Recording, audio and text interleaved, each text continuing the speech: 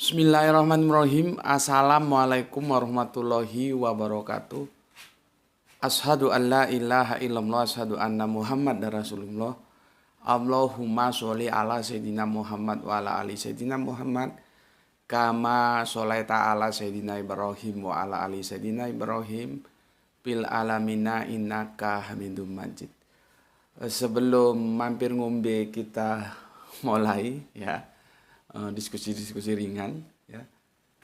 Kita panjatkan dulu doa kepada Gusti Allah ingkang Maha Agung. Semoga seluruh saudara-saudara kita yang memberikan sholawat kepada channel dakwah ini, semoga sholawat itu menjadi catatan langit amal soleh bagi mereka dan keluarga kelak tanpa terkecuali.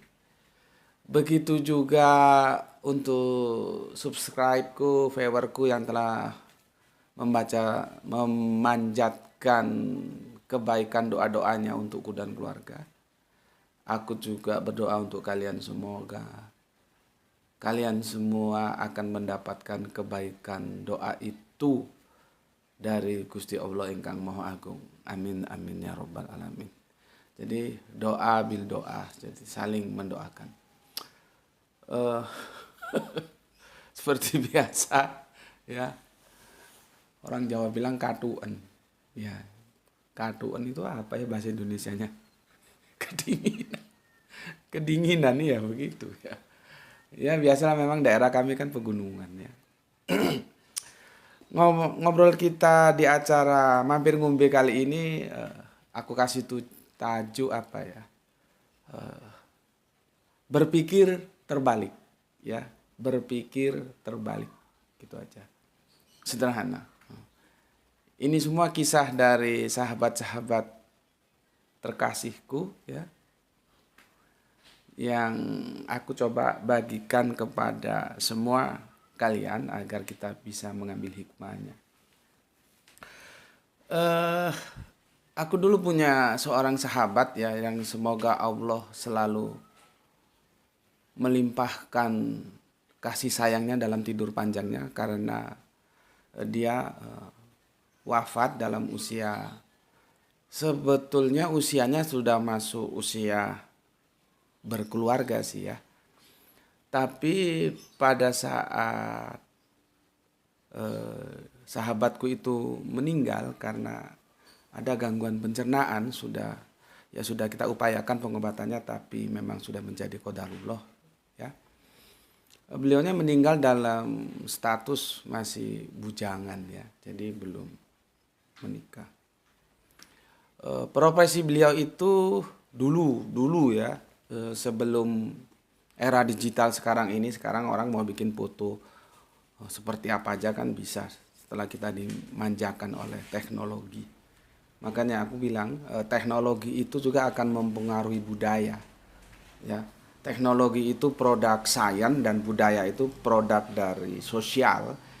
Jadi sebetulnya kalau kita paham ini ya, tidak perlu dibenturkan antara ilmu eksak dan ilmu sosial, itu saling melengkapi ya. Dulu kan zaman-zamanku kalau penjurusan itu kan dulu SMA dijuruskan jurusan ada IPA, ada bahasa, ada sosial, itu termasuk ekonomi di dalamnya. Kalau dijuruskan ke dalam jurusan IPA gitu ya, waduh sepertinya superior banget gitu. Padahal ya enggak lah, podo wae itu, saling melengkapi. Seperti yang sekarang ini, bahwa ilmu itu sebetulnya rangkaian parcel yang saling melengkapi, bukan yang satu lebih unggul dari yang lain ya. Entah itu eksak, entah itu ilmu sosial, podo wae lah. Yang penting kita saling bisa memahaminya, dan itu nanti saling melengkapi. Tidak saling mengkooptasi ya, enggak. Sahabatku ini ya, maklumlah kami kan kumpulan-kumpulan kaum proletar ya. Usahanya itu bikin apa? Cuci foto. Dulu kan belum ada handphone dan segala macamnya. Terutama itu foto-foto yang perlu untuk ngelamar kerja, untuk urusan-urusan administrasi lah, yang 3x4, yang 2x3, yang begituan-begituan. Jadi bukan foto yang besar-besar yang untuk apa ya, seperti foto keluarga bukan. Jadi foto yang kecil-kecil, yang hubungannya administrasi surat menyurat ya, bukan dokumentasi keluarga gitu atau apa gitu bukan. Itu manual banget sih ya, ada kotak gini ya, kotak segi 4 gitu, kubus ya, kubus ya, kawaib. Kalau bahasa Arabiunnya kawaib, kawaib itu bisa kubus, bisa yang menonjol. Makanya disebut Ka'bah, itu satu rumpun kata ya. Nah, apanya diksinya sama. Ka'bah itu kan kubus, itu kawaib. Nanti kapan-kapan kita diskusikan tentang kawaib atrobah yang itu menjadi polemik. Sebetulnya apa sih artinya kawaib atrobah? Surat 78 itu surat aduh lupa dulu, Waqiah, surat Waqiah yang dulu setiap hari aku baca ya, surat Waqiah kawaib atroba itu nomor 33 ya, itu apa artinya. Jadi ada alat gitu, kotak segi 4 itu ya, kubus gitu ya, kawaib.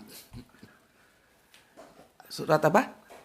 Surat An-Naba, surat An-Naba bukan surat Waqiah.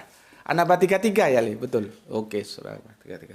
Alhamdulillah punya jagoan pinter, bisa bantu bapaknya. Kalau nggak pinter tak jewer kamu. Tuh apa goblok-goblok, harus pinter. Ya. Karena bapaknya kadang-kadang salah. Surat An-Naba, ya, Li. Surat An-Naba 33 kawaib atrobah. Itu polemik banget itu, ya. Jadi kawaib itu bisa kubus, bisa segi 4 ya, polisemi ya. Makanya disebut Ka'bah, itu satu jaider kalau kita belajar sorof nahu ya. Itu temanku itu punya alat kubus gitu ya, kawaib kubus itu. Jadi kalau nyuci foto, aku juga nggak ngerti tekniknya gimana. Jadi kalau dia nyuci foto itu kepalanya kan masuk separuh. Di tempat kalian mesti ada lah ya dulu. Gitu. Masuk gini kan, nggak tahu gimana ngerjainnya di dalam, nanti terus dicelupkan ke air gitu, fotonya jadi gitu. Jadi sahabatku ini profesinya itu ya, mata pencahariannya cuci foto itu ada di sebuah, itu sebetulnya proyek pertukuan tapi itu rumah loji, orang bilang itu loji itu apa ya, rumah tinggalan Belanda ya, loji. Nggak tahu dia numpang atas kekuasaan siapa juga nggak tahu. Siapa yang punya rumah itu juga aku nggak tahu. Tapi sepertinya rumah itu menjadi milik kota ya. Jadi di situ ada rumah loji ya besar. Dia buka foto, cuci foto di situ. Dan aku selalu bermain bila ada waktu senggang ya. Aku sempatkan ke situ bermain ya, kadang-kadang aku juga nyuci foto karena era aku juga lagi hunting pekerjaan. Yang akhirnya juga kandas semua. Mungkin Allah nggak mau aku jadi orang pekerja ya. Orang pekerja itu nggak bebas. Orang pekerja itu nggak bebas, nggak bisa asal ngomong ya. Justru aku kemarin ngomong sama istriku bahwa negeri itu bisa berubah itu justru jasa dari orang-orang pengangguran, bukan orang-orang pekerja. Kita ambil contoh aja, Indonesia ini bisa mengalami revolusi ya, tentunya tanpa kita harus menafikan jasa-jasa yang lain ya. Itu juga harus kita akui bahwa revolusi dari terjajah kemudian merdeka itu atas seseorang yang predikatnya pengangguran, bukan pekerja. Karena kalau dia bekerja, misalkan lah pada era dulu dia bekerja pada pabrik gula. Dia tidak punya waktu untuk memperjuangkan negeri ini dan dia tidak bisa bebas. Dia akan terikat, kemerdekaannya akan terikat oleh tempat di mana dia bekerja. Karena ada kekuasaan yang mengkooptasi dia. Ya. Siapa dia? Ya dialah sosok putra Pajar yang kita panggil jurusan, kita panggil dengan julukan ya putra Pajar itu ya Bung Karno itu pengangguran itu, bukan pekerja ya. Jadi sebetulnya perubahan-perubahan dunia ini banyak dihasilkan oleh para penganggur. Penganggur artinya dia tidak bekerja, tidak terikat pada satu instansi, lembaga tertentu. Sehingga dia bisa bebas. Mungkin itu sisi yang mau ditawarkan dan akhirnya menjadi kenyataan oleh Gusti Allah Agung kepadaku, ya wallahu alam lah. Kalau aku bekerja mungkin aku tidak sebebas ini berbicara, berkarya, berpikir ya. Karena aku ada dalam kooptasi kekuasaan di mana tempat aku bekerja. Nah, sekarang aku bebas. Ya, aku bebas gitu. Jadi pada waktu itu aku juga sering nyuci foto di dia ya. Dan karena itu semua aku menjadi ya akrab sih, menjadi sahabat kami ya. Aku nyuci foto yang biasanya untuk ngelamar kerja itu berapa? 3 kali 4 ingatku ya. Ya, kan harus ada foto gitu. Dari seringnya kami ngobrol, dia anaknya nggak biasa-biasa aja, tampilannya ya seperti aku gitu ya. Tapi semoga penglihatanku tidak salah, dia taat ya, beribadah taat ya. Dia cerdas. Anak ini cerdas. Dia dulu pernah nyasar dulu namanya IKIP ya, masih IKIP, dan IKIP di tempat kami itu IKIP paling spektakuler karena dia menjadi zamannya almarhum Pak Harto, semoga Allah merahmatinya ya. Ya begitulah ya, kita harus, kalau orang Jawa bilang mikul dhuwur mendem jeru terhadap sesepuh-sesepuh kita yang sudah almarhum. Sudahlah, kesalahannya kita maafkan ya. Karena bagaimanapun setiap orang sehebat apapun punya kesalahan, termasuk Pak Harto, tapi kan kebaikannya juga ada gitu. Maka untuk sosok-sosok yang telah almarhum itu, filsafat budaya Jawa dalam antropologisnya mengatakan mikul dhuwur mendem jeru. Artinya ya sudahlah, jasa-jasanya saja kita ingat, kesalahannya kita lupakan, semoga Allah mengampuninya begitu ya. Zaman era Pak Harto dulu, IKIP di tempat kami itu menjadi laboratorium Pancasila. Ya. Yang sekarang apakah Pancasila itu masih ada dalam hati sanubari kita yang paling dalam sebagai anak bangsa? Silakan Anda sendiri yang menjawabnya. Apakah kita ini masih Pancasila? Dalam hati sanubari loh ya, bukan dari formalitas. Formalitas ya masih ada Pancasila sampai 5 sila itu.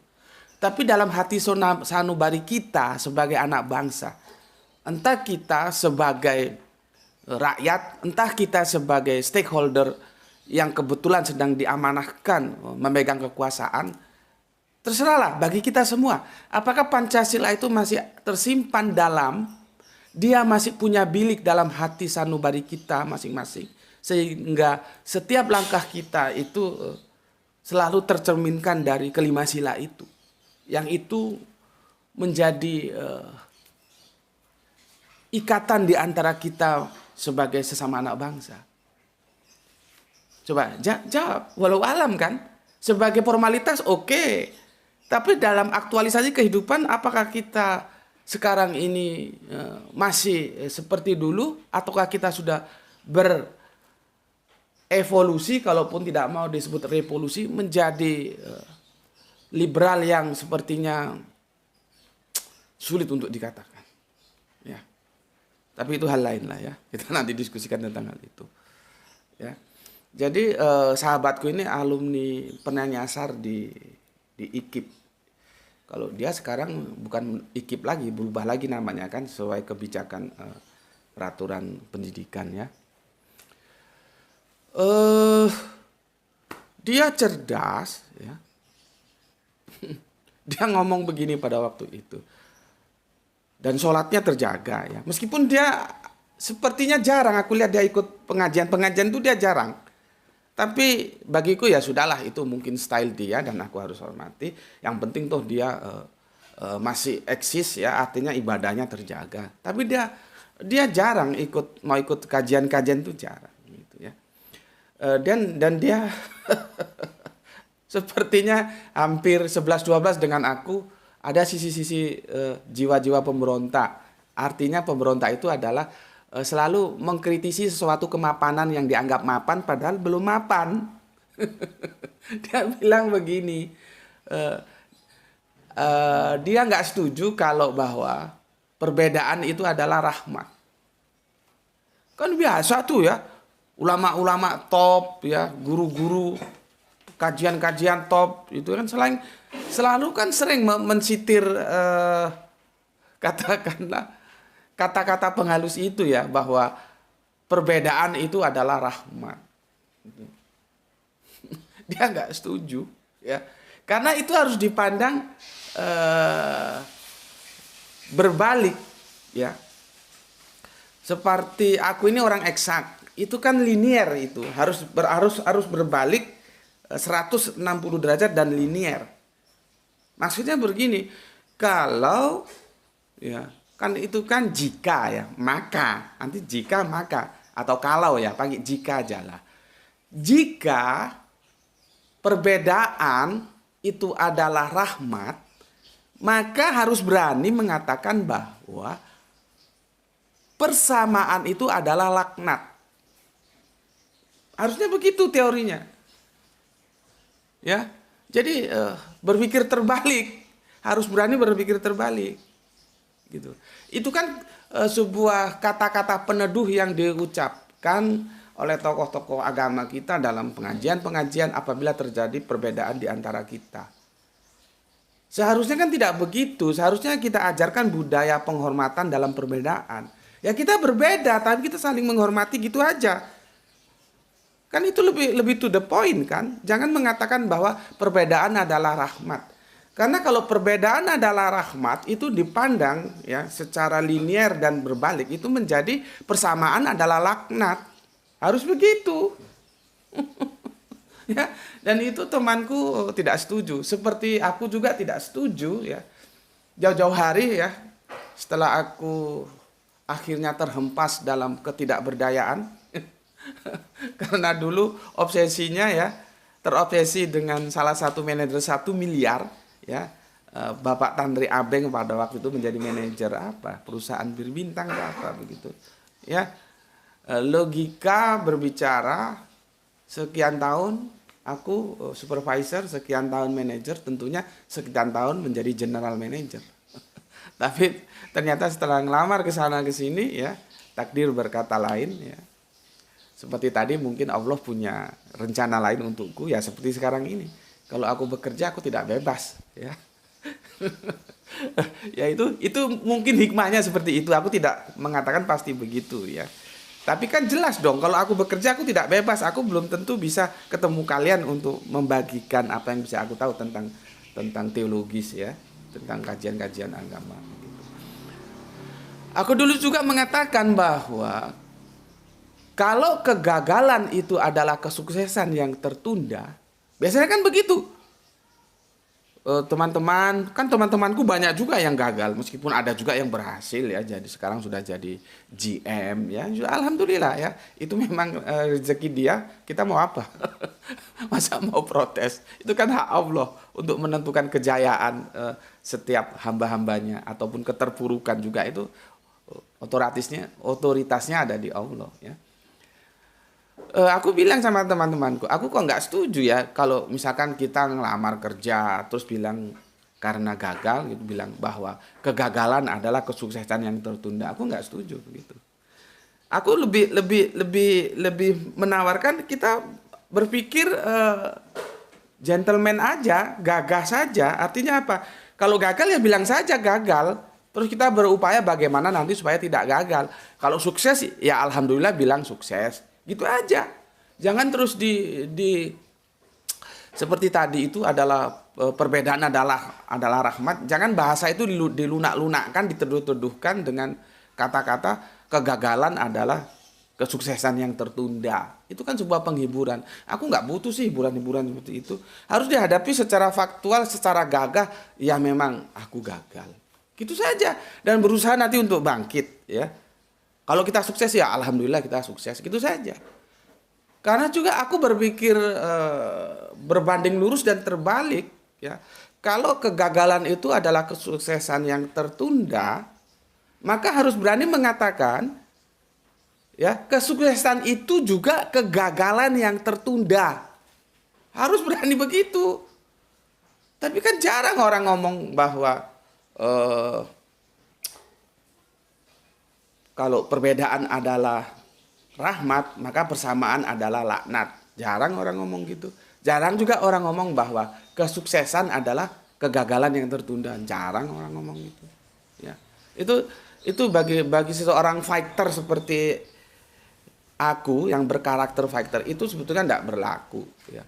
Sesuatu yang terjadi setelah kita usaha, apapun hasilnya ya, seperti aku bilang kemarin, biarkan doa dan takdir bertarung di langit. Jadi apapun yang terjadi ya sudah kita terima. Gagal ya gagal, sukses ya sukses. Tinggal kalau gagal kita bersabar, kalau sukses kita bersyukur, gitu aja. Seperti yang kemarin kita ngaji tentang bagaimana Kanjeng Nabi Sulaiman mengatakan bahwa ini diberikan kepadaku untuk menjadikan aku syukur atau kufur. Gitu loh. Al-Quran itu jelas menjelaskan seperti itu. Tinggal kita mau paham nggak? Ya kalau nggak mau belajar ya nggak paham. Ya. Nah, terus belum lama kemarin ada 2 atau 3 hari yang lalu sahabatku datang lagi. Tapi ini sahabat yang lain. Ya. Subhanallah. Jadi kita ini belajar dari seorang sahabat. Ya. Subhanallah, beliau dulu itu karyawan sebuah bank dan menduduki posisi yang cukup menggiurkan. Kalian tahu toh, mana ada karyawan bank yang tidak berjaya dalam hal penghasilan ya. Take home pay-nya kalian bisa tahu lah ya. Karyawan bank. Ya. Tentunya kita tahu bagaimana tingkat kesejahteraannya. Tapi aku tidak tahu dan aku memang belum sempat bertanya hal apa yang menyebabkan akhirnya dia memutuskan untuk keluar dari posisinya yang sudah dalam zona kenyamanan. Keluar dari perbankan itu dan dia menempuh jalur wira swasta, jualan mie ya, mie pangsit atau apa gitu sama ATK gitu. Alat tulis kantor gitu, dan sampingannya dianya itu kebetulan jago musik ya, spesialisnya piano, jadi kadang-kadang diundang ngisi di mana dan itu ya. Sebetulnya kalau aku lihat sih genrenya itu ke jazz dia ya, tapi dia bilang kemarin sekarang nggak bisa begitu, tergantung pasar mau apa ya apa saja kita lakonin gitu ya. Ya, jadi dia jago musik ya, jago musik. Apalagi kalau tembang-tembang kenangan gitu itu sudah lalap bagi dia. Ya. Tentunya setelah dia keluar dari bank, dia tidak mempunyai take home pay lagi dong. Artinya kesejahteraannya tidak seperti yang dahulu. Kalau ukurannya, lihat, kalau ukurannya hanya duit, tapi kan ada kebahagiaan lain yang dia peroleh setelah dia keluar dari bank, yang itu tidak bisa diukur oleh duit gitu loh. Kalian harus tahu ya, bahwa duit, uang itu punya keterbatasan loh. Ada pada suatu titik jenuh, duit itu nggak bisa bicara. Ya. Ya, meskipun kata yang aku pernah terima dari seorang motivator entah apa gitu, aku bilang lu gila gitu. Dia bilang apa, duit itu bukan segalanya Gus, tapi harus ingat kita segalanya itu perlu duit, dia bilang. ini motivator kelas pahit ini pikirku. Dia bilang bahwa duit bukan segalanya, tapi yang jadi masalah segalanya itu pakai duit. Iya, orang mau dikubur aja kata lagu dangdut pakai duit kok ya.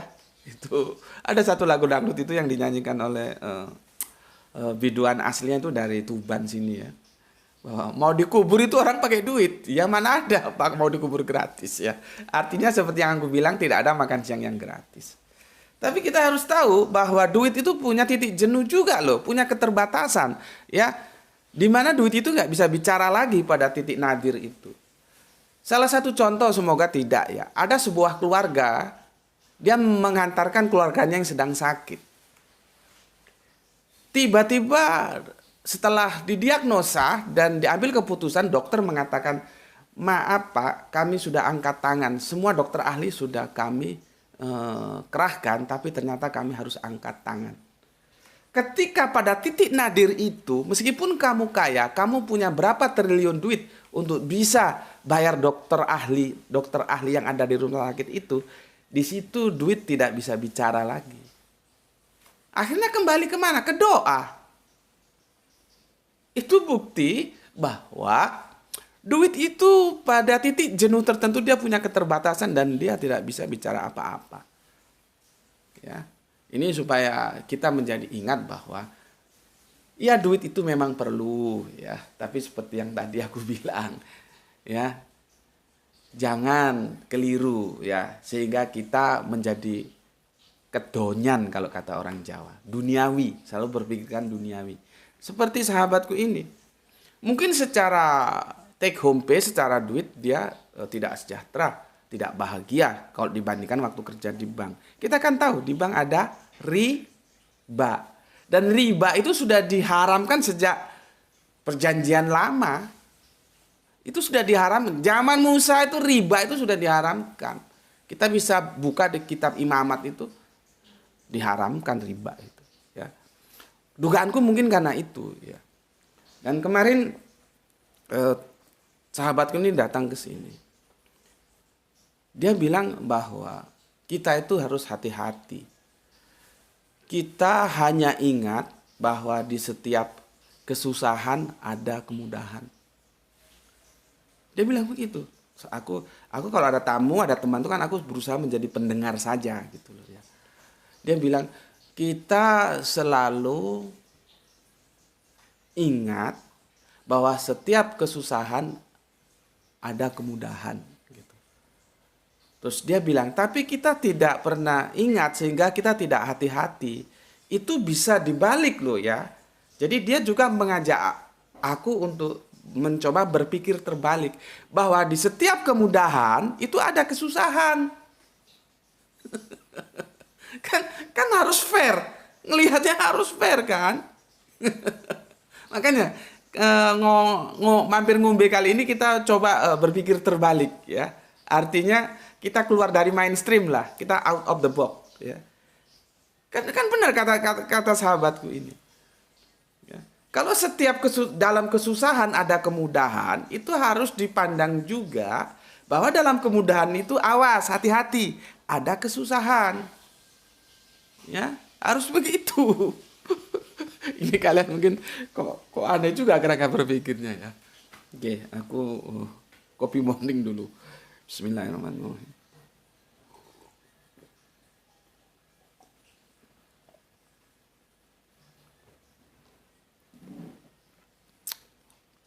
Aku waktu minum kopi jadi teringat. Satu lagi sampel bahwa duit itu punya keterbatasan juga. Ya setelah tadi sampel contohnya begini. Yang kita alami sekarang ini. Kan aku berkali-kali bilang.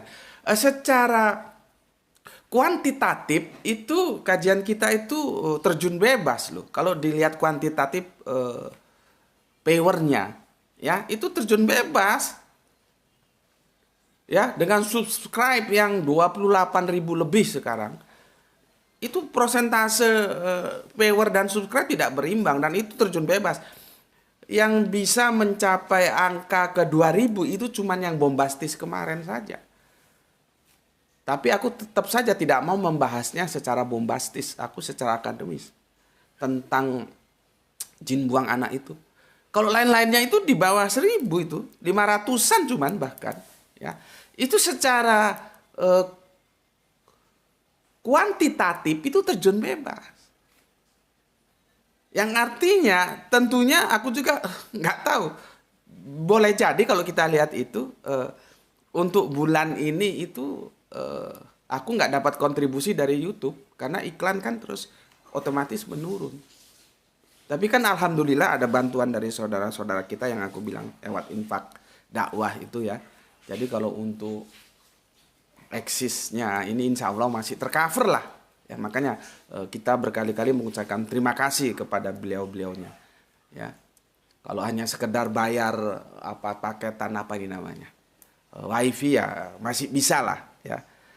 Nah, yang mau aku sampaikan, kenapa aku tetap bergairah, bersemangat dan bersahaja ya dalam kajian-kajian ini, ya Ya pertama dulu aku pernah sampaikan, sesuatu yang kita niati ibadah itu dia tidak akan bisa digeser oleh apapun. Dia tidak bisa dipengaruhi oleh apapun.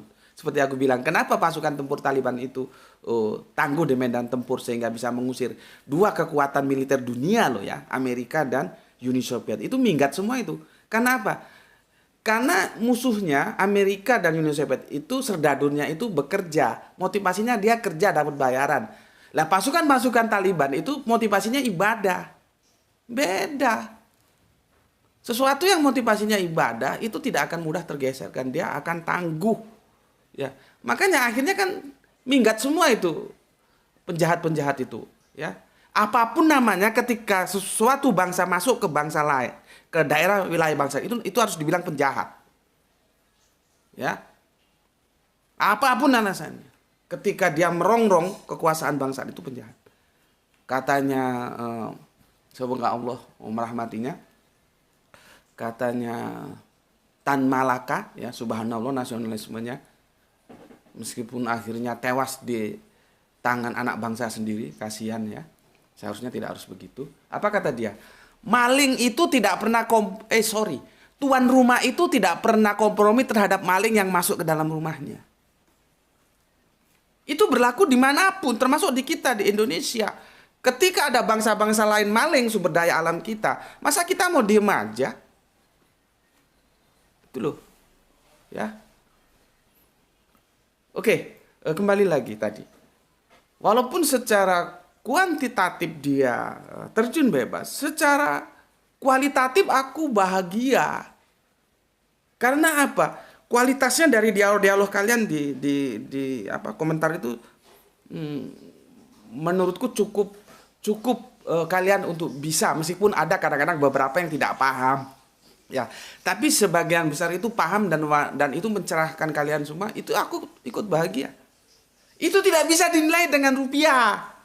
Itu tidak bisa dinilai dengan apa jenenge monetism. Monetize apa? Nek oleh duit. Apa? Monetize. Itu tidak bisa di aku ini gaptek selalu tanya sama Gra itu. Itu artinya duit itu tidak berbicara dalam ranah itu, dia tidak bisa berbicara. Ya. Itu salah satu contoh tadi. Oke. Setelah itu ya aku berpikir dan aku hampir bisa pastikan, tapi sepertinya pasti, sahabatku yang bilang tadi tentang kita hanya jangan berpikir bahwa setiap kesulitan ada kemudahan. Tapi kita juga harus siap-siap, harus hati-hati bahwa dalam setiap kemudahan itu juga pasti ada kesulitan gitu loh. Jadi aku belajar dari teman-temanku. Jadi belajar itu lewat ngobrol biasa seperti kita ini, nggak harus lewat buka kitab gitu juga ya. Setelah itu aku pikirkan, aku renungkan, aku tadaburi, dan aku hampir bisa pastikan itu diambil dari Al-Quran. Apa yang disampaikan oleh temanku tadi itu, ya. Itu ada di surat, coba buka Al-Quranmu ya, buka Al-Quranmu. Kita sama-sama. Gimana ini berputarnya kebalik-balik? Itu ada di surat ke-94, surat Al-Insyirah. Tepatnya di ayat ke-5 dan ke-6. Itu dua kali ya, terulang dia. Makanya mengulang-ulang itu ada sunnahnya. Ya.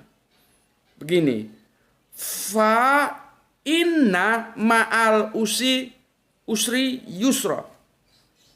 Itu diulangi lagi di ayat ke-6-nya. Inna ma'al usri yusra. Ya. Lihat itu apa pesannya. Maka sesungguhnya bersama kesulitan itu ada kemudahan. Sesungguhnya bersama kesulitan itu ada kemudahan. Kalau kita tidak pernah berpikir terbalik, kita hanya baca ayat ini sepintas saja, tapi kita ya cobalah sekali-kali berpikir terbalik dengan parameter eksak tadi yang aku tawarkan ya. Kalau kalimat ini mengatakan dalam firman Gusti Allah Agung yang disampaikan oleh Kanjeng Nabi Muhammad di surat Al-Insir ya, surat 94 ayat 5 dan ke-6 dikatakan bahwa setiap kesulitan ada kemudahan, maka ya, di setiap kemudahan itu juga hati-hati, ada kesulitan. Gitu loh. Jadi kalau kita berpikir terbalik begini, ya kita selalu ingat kepada Gusti Allah Agung, baik dalam kondisi sulit maupun dalam kondisi mudah. Kalau selama ini kita ketika rezeki seret aja ingat Allah, ketika anak sakit, istri sakit ingat Allah, ketika tender nggak masuk ingat Allah, ketika mertua marah-marah kita ingat Allah, ketika pokoknya semua yang nggak enak, yang susah-susah dia ingat Allah, lalu baca ayat ini supaya hatinya lega. Bersama kesulitan ada kemudahan. Gitu. Nanti kalau sudah mudah-mudah dia nggak ingat Allah. Dia lupa itu. Makanya kita selalu ngomong, kenapa lu kok diam aja? Gue lagi diuji. Diuji apa? Kemarin bisnis gue hancur gitu.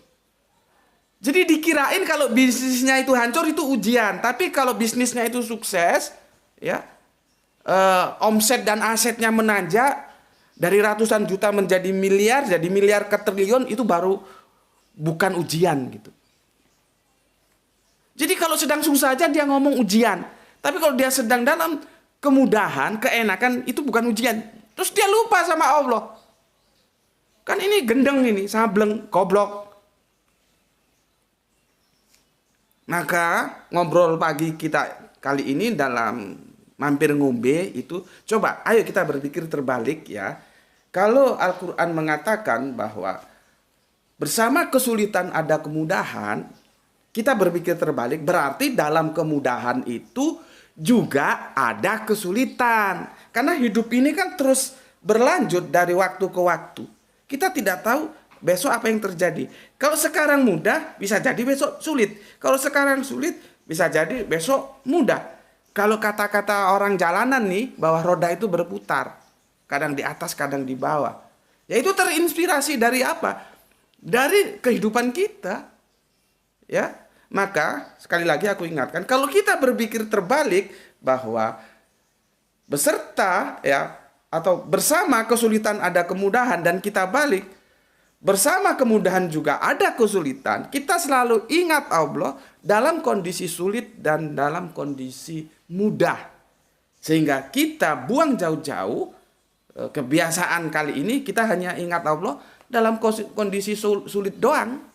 Kalau sulit baru baca ini dia, setiap kesulitan ada kemudahan. Mbak yang berpikirnya dibalik, setiap kemudahan nanti ada kesulitan. Jadi kita harus hati-hati ya, siap-siap aku menggunakan sisakan sebuah ruang dalam bilik hatimu untuk menerima kesulitan itu. Jangan langsung kamu setelah mudah kamu euforia terus melupakan Allah. Jangan. Ya. Oke, itu aja dulu. Ini nanti Gra itu segera berangkat. Aku mencuri waktu ini, nggak tahu dia katanya bikin video mungkin oleh sekolahannya dipercayai menjadi sutradara mungkin karena sering jadi kameramen bapaknya ya. Ya kalau dia mau jadi sutradara ya aku seneng-seneng juga. Tapi sutradara yang Islami, yang mengerti ilmu-ilmu Islam.